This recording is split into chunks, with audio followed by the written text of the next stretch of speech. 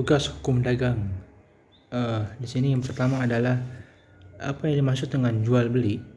Jadi menurut KUHP ya, KUHP Perdata itu mengatur bahwa jual beli itu adalah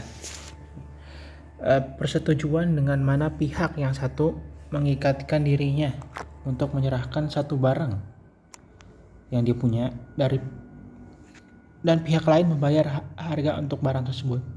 Namanya jual beli. Menurut hukum jual beli.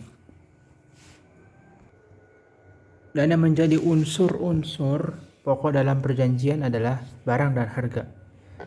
Ada penjual, ada pembeli.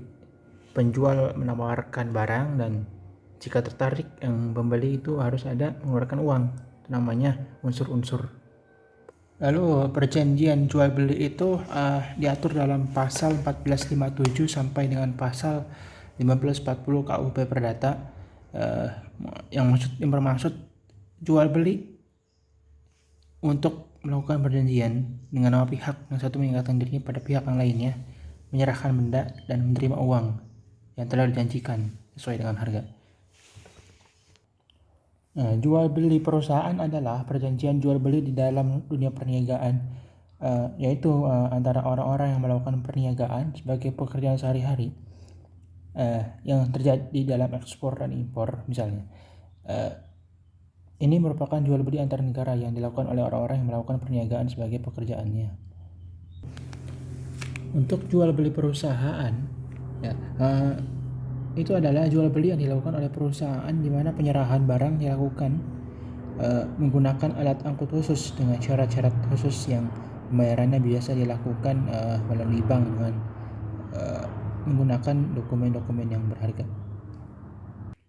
Hal-hal yang perlu diperhatikan dalam membeli atau jual beli perusahaan yang pertama adalah jual beli dengan percobaan, ya kan, selalu dianggap secara tangguh. Itu ada di 1463 KUP Perdata.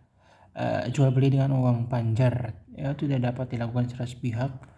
Harga beli ditentukan kedua belah pihak dan biaya akta jual beli dan biaya lain ditanggung oleh pembeli.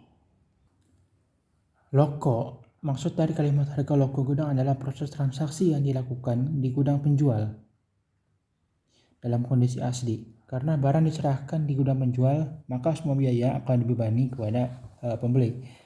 Packing, transportasi, muat bongkar dan sebagainya itu dibebankan ke pembeli.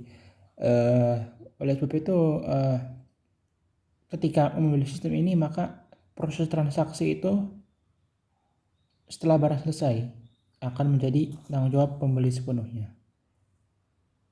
Franko itu adalah harga barang yang telah ditetapkan kepada pembeli, itu sudah mencakup semua biaya, pajak, transportasi, bongkar muat dan lain-lain. Jadi pembeli hanya tinggal duduk manis di depan rumah saja, diam aja, mager ya.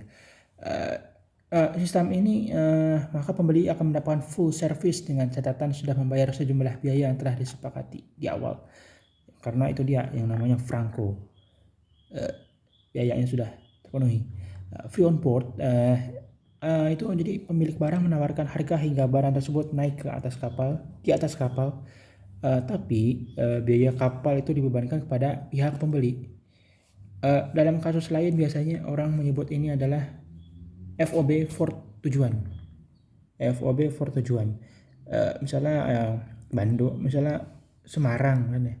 Artinya itu sudah termasuk ongkir ke Semarang. Nah, ini dasar akan menjadi perhitungan bea suatu barang. Oke, yang terakhir adalah pembayaran dalam jual beli perusahaan. Dalam jual beli perusahaan yang telah diubah menjadi perniagaan, ekspor, impor, dan ya itu jarang menggunakan tunai ya kan, ya karena ya nanti ya repot. Pembayaran dalam jual beli perniagaan termasuk ekspor dapat dilakukan dengan beberapa cara. Salah satunya letter of credit (LOC). Itu cara pembayaran paling umum dan jual beli perniagaan saat ini. Itu biasanya kita lihat dalam ekspor impor banyaknya. Lalu ada di pembayaran di muka, advance payment, pembayaran kemudian, open account, konsiensi, dan incasso, collection atau debit. Dan untuk diingat, KUHD dan maupun KUHP Perdata itu tidak mengatur tentang cara pembayaran dalam jual beli perniagaan. Oleh karena itu dalam prakteknya dalam cara pembayaran jual beli perniagaan penduduk itu pada kebiasaan. Jadi kebiasaan itu bagaimana dalam pembayarannya itu? Itu biasanya ada di Chamber of Commerce International (ICC). Oke, itu aja saja. Sekian dari saya. Assalamualaikum warahmatullahi wabarakatuh.